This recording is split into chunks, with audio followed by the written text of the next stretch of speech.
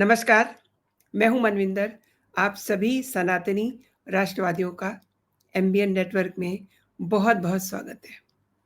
प्रधानमंत्री नरेंद्र मोदी ने एक बार नहीं, कई मौकों पर कई बार कहा है कि जिसने जो लूटा है, उसे वो लौटाना पड़ेगा और वो चाहे अरविंद केजरीवाल हों, मनीष सिसोदिया हों, राहुल गांधी हो या फिर सोनिया गांधी हो और अब लौटाने का नंबर लग चुका है। लेटेस्ट जो खबर है वो ये है कि नेशनल हेराल्ड मामले में राहुल गांधी और सोनिया गांधी की मुश्किलें बढ़ने वाली है।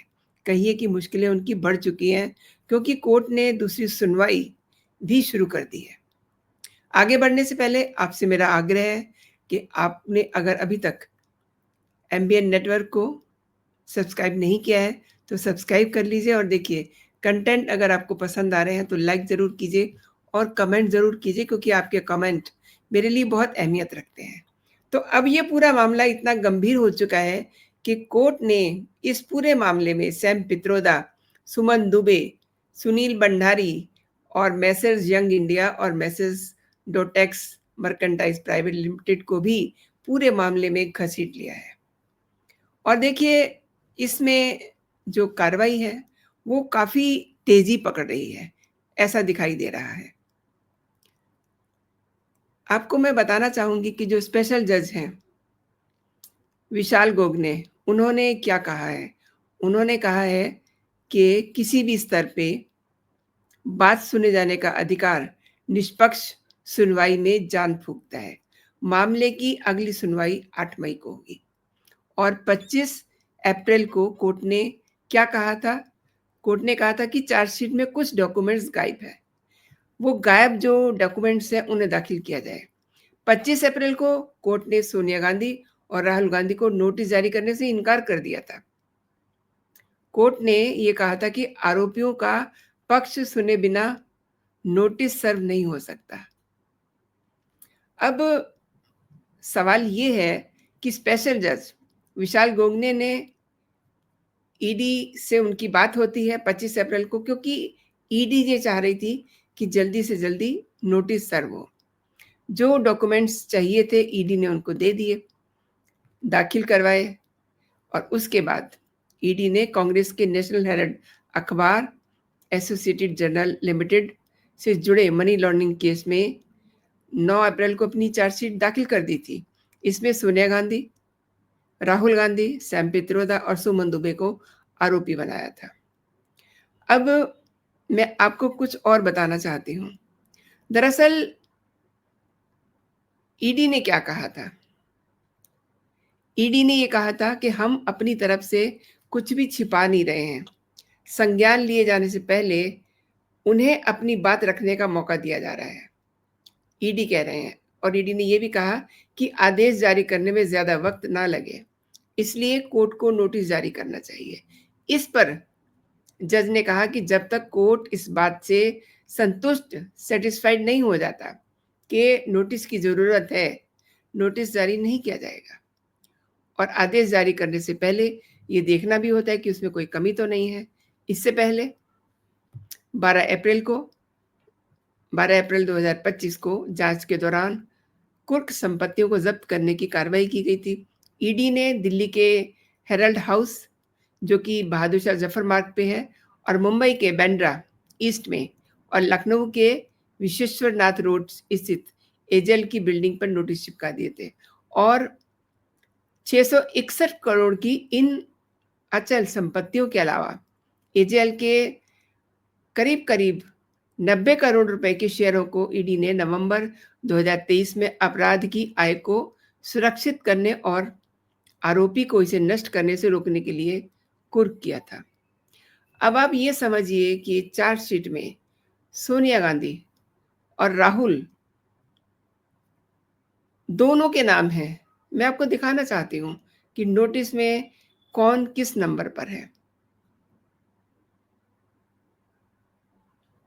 तो राहुल गांधी 2 नंबर पर है, सोनिया गांधी 1 नंबर पे है। इतने पर भी कांग्रेस कह रही है कि बीजेपी की ये जो हरकत है उन्हें पसंद नहीं आ रही, इसका खामियाजा बीजेपी को भुगतना पड़ेगा। कांग्रेस ने ऑब्वियसली अब उन पे कार्रवाई हुई है तो वो बोलेंगे ही कि ये जो कार्रवाई है बदले की है, बदले की नीति से ये कार्रवाई की गई है। जयराम रमेश ने एक ट्वीट किया है कि नेशनल हेराल्ड की संपत्ति ज़ब्त करना कानून के शासन का मुखौटा पहने हुए राज्य प्रायोजित अपराध है। सोनिया गांधी, राहुल गांधी और कुछ दूसरे लोगों के खिलाफ चार्जशीट दाखिल करना प्रधानमंत्री और गृह मंत्री की ओर से बदले की राजनीति और धमकी के अलावा कुछ नहीं है।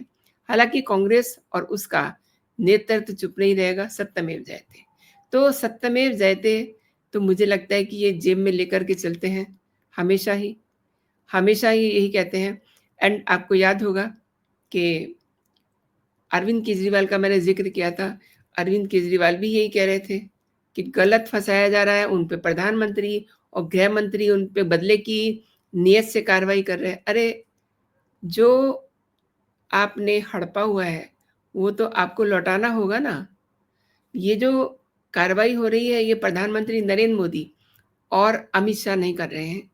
ये कार्रवाई अकॉर्डिंग टू कोर्ट के प्रोसीडिंग हो रही है।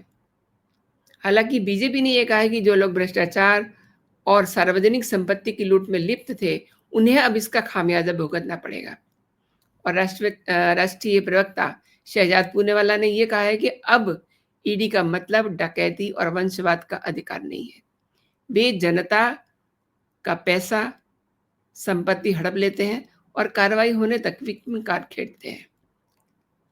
ये विक्टिम कार्ड ही खेला जा रहा है ना, जो चीज़ें इतने सालों से लिंगर ऑन हो रही हैं। और ये जो मैंने आपके लिए वीडियो बनाया है, इसमें बहुत सारे लोग ये कमेंट ज़रूर करेंगे कि देखिए ये तो चलता ही रहेगा, असली कार्रवाई क्या है? अरे भाई, असली कार्रवाई तो जिन्हें करनी है वही ना करेगा।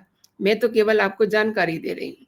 और देखिए एक चीज़ और है, वो ये है कि पूरे गांधी परिवार पे मुसीबत आई हुई है। अब जो दामाद जी हैं, वो भी लपेटे में आए हुए हैं। उन्होंने अलग एक बयानबाजी कर दी है कश्मीर में पहलगाम में जो आतंकी हमला हुआ है। देखिए 27 भारतीयों को गोली मारी है। इसके बाद कांग्रेस की महासचिव प्रियंका गांधी के पति रॉबर्ट वाड्रा क्या कह रहे हैं, मतलब ये बहुत हैरान करने वाला है। पूरा देश इस घटना के बाद सन्न है और चाहता है कि इसका बदला लिया जाए। लेकिन वाड्रा क्या कह रहे हैं कि आतंकियों ने नागरिकों की पहचान करके उन्हें इसलिए निशाना बनाया क्योंकि उन्हें लगता है कि भारत में मुसलमानों को दबाया जा रहा है। अब कोई ये बताए कि भारत में मुसलमानों को कहाँ दबाया जा रहा है? ये ऑब्वियसली एक मतलब ऐसे समय में बयान आता है रॉबर्ट वाड्रा का, जो सबको तकलीफ दे रहा है। अब इस बयान पर कानपुर के राम नारायण सिंह ने सीजेएम कोर्ट में रॉबर्ट वाड्रा के खिलाफ मुकदमा दर्ज कराने के लिए अर्जी दाखिल की है। उनका ये कहना है कि वाड्रा का ये बयान समाज में नफरत फैलाने वाला है। दो चीजें हो गई साथियों, इसमें एक तो ये है कि सोनिया गांधी और राहुल गांधी, इन दोनों मम्मी और बेटे को नोटिस सर्व हो गया है।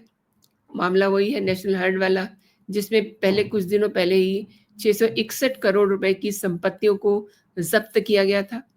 अब ये नोटिस सर्व होने के बाद आप लोग कहेंगे कि नोटिस तो सर्व होते ही रहते हैं, लेकिन जहां कायदे से अकॉर्डिंग टू लॉ कार्रवाई होती है, वहां नोटिस का बहुत महत्व होता है। लोग सोचते हैं कि नोटिस से क्या होगा, सीधी अरेस्टिंग क्यों नहीं होगी? सीधी अरेस्टिंग किसी की नहीं होती। हर कदम पर कानून का पालन किया जाता है। लेकिन लोगों को गफलत रहती है कि गृह मंत्री जो हैं वो करवा रहे हैं, प्रधानमंत्री करवा रहे हैं। यही बात तो अरविंद केजरीवाल भी कहते थे। और उनकी जो कार्यवाहक सीएम थी उस समय, आजकल तो पता नहीं वो कहाँ हैं, आतिशी मार लेना, उन्होंने तो बाकायदा प्रेस कॉन्फ्रेंस करके प्रधानमंत्री और गृह मंत्री को पता नहीं क्या-क्या कह दिया था कि ये फिल्मों वाले गुंडे हैं, ब्ला ब्ला। अब जब किसी के कहते हैं ना कि किसी पे कार्रवाई होती है, किसी की पूँछ पे पैर रखा जाता है तो उसको दर्द तो होती है, वो बिलबिलाएगा तो। लेकिन ये एक अलग बात है। और रॉबर्ट वाड्रा जो कह रहे हैं, वो वाक़ई में ही दिल को लगती है। किस तरीके से वहाँ पर नए जोड़े, नई बच्ची जिसकी शादी होती है, जिसके हाथों की मेहंदी भी नहीं उतरी थी, जो घूमने गई हुई थी अपने पति के साथ और लौटती है उसकी लाश के साथ। उस पर रॉबर्ट वाड्रा को ये लग रहा है कि आतंकवादियों ने नागरिकों की पहचान करके उन्हें इसलिए निशाना बनाया है, क्योंकि उन्हें लगता है कि भारत में मुसलमानों को दबाया जा रहा है। अरे ये कौन-सी राजनीति कर रहे हैं? ये राजनीति करने का समय है क्या? इसीलिए उनके खिलाफ कानपुर के राम नारायण जो हैं, वो कोर्ट में चले गए। अब आगे आने वाला वक़्त बताएगा कि आगे कार्रवाई क्या होती है। अभी के लिए इतना ही। आप अपना और अपनों का बहुत सारा ख़्याल रखिए। जय हिंद, जय भारत।